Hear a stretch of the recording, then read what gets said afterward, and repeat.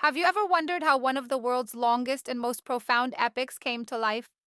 The Mahabharata, a tale of heroism, family feuds, and cosmic lessons, is more than just a story. It's a historical journey spanning centuries, blending oral traditions, poetic genius, and ancient philosophy. In this video, we'll uncover the fascinating origins of the Mahabharata, from its earliest roots in bardic songs of the Kuru Kingdom to its transformation into a monumental epic of over 100,000 verses. We'll explore the people, places, and processes that shaped this timeless masterpiece. We'll also dive into the debates among scholars. Was the Mahabharata originally a shorter tale called Jaya? How did it evolve into the sprawling narrative we know today? So get ready to travel through time, from the age of chariots and sages to the Gupta Empire, and discover the untold story behind the making of the Mahabharata. Let's unravel history together. One of the earliest external reference to the Mahabharata comes from Panini, which means we can safely say it predates him and thus predates the 4th century BCE. The origins of the epic lie in oral accounts by charioteer bards and sage poets dating back to a much earlier age before the second urbanization. It is impossible to reconstruct these individual bardic accounts. The best we can do is reconstruct the oldest possible redaction from existing manuscripts. Within the Mahabharata itself, 1.1.61 states and recognizes that there's a core portion of 24,000 verses called the Bharata and other verses as being later added to it. The Asvalayana Grihya Sutras, 6th to 5th century BCE, based on further linguistic and literary analysis by the scholars that made the critical edition for the Mahabharata, the oldest core portion, referred to as Jaya, was probably the oldest compilation of the variety of bardic accounts to form the earliest layers of Mahabharata and consisted of around 8,000 to 8,800 slokas. To this, a very closely timed redaction was made, referred to as Bharata, as in the Mahabharata, and expanded the epic to 24,000 slokas, and the rest of the 70,000 or so slokas were added over the next few centuries to make it the epic with over 100,000 slokas. Within the narrative of the Mahabharata itself, it is revealed that it is a story within a story. The structure of the epic tells us that it is dialogue between Ugrasravas Sauti and Saunaka, where Ugrasravas narrates the epic to the sage. Within his narration is the narration of the Bharata by Vaisampayana to Janamejaya, within which is embedded the narration of Sanjaya to Dhritarashtra, possibly the Jaya, transmitted to him through Krishna Dvaipayana, aka Veda Vyasa. The Mahabharata itself internally seems to make a three-way distinction in its portions, an original redaction within the Bharata within another redaction. It seems that there was an original compilation by possibly Krishna Dvaipayana, followed by a redaction by Vaisampayana, and interpolations by Ugrasrava Sauti being among the first of many post-Bharata interpolators. However, Veda Vyasa, Krishna Dvaipayana, is supposed to have compiled the Vedas and given its hymns a structure, which happened in the Kuru Kingdom, 12th century BC, 9th century BC.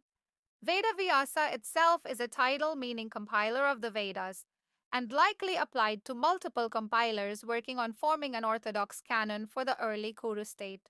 But he is also attributed as being the author of the Mahabharata, and we know that the Mahabharata likely has a historical basis in some sort of Kuru civil conflict.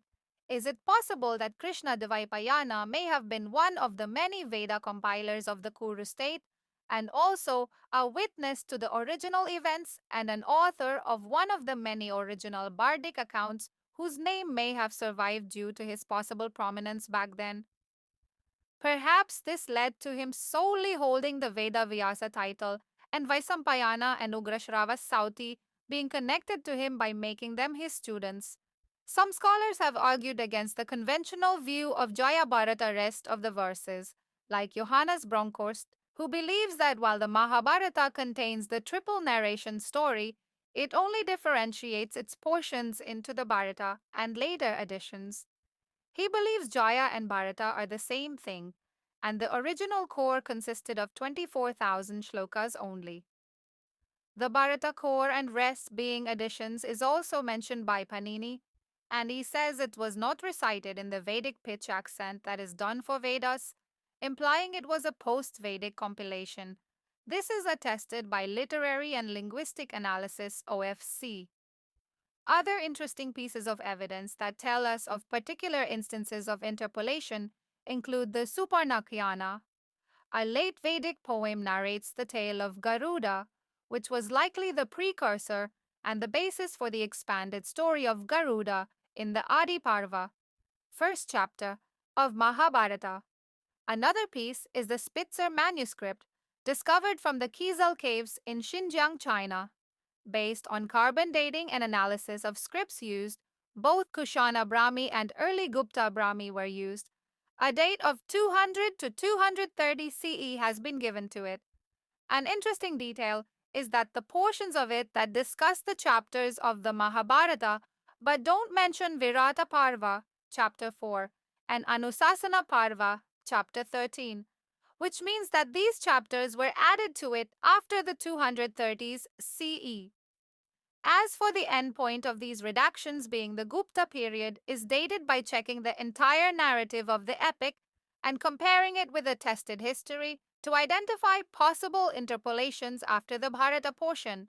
We can't find any post-Guptan details in the epic, and a copper plate inscription by a Sharvanatha from Ho, Madhya Pradesh refers to the Mahabharata as Sata Sahasri Samhita, collection of 100,000 slokas, which seems to add to the idea that it had reached its final form around the period.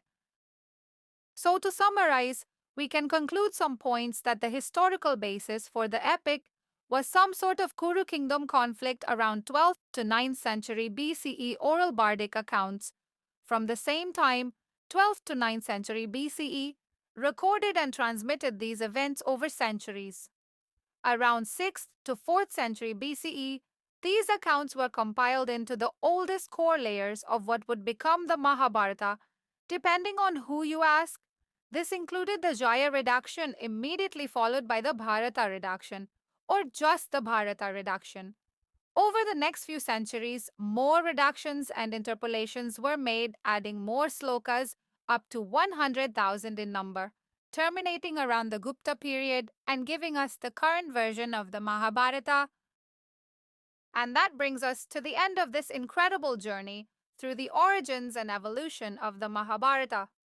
From its humble beginnings as bardic tales passed down through generations to its final form as a monumental epic, the Mahabharata truly stands as a testament to the rich cultural and historical tapestry of ancient India. What fascinates me the most is how this epic continues to resonate, not just as a story of conflict and resolution, but as a guide to life's deepest truths.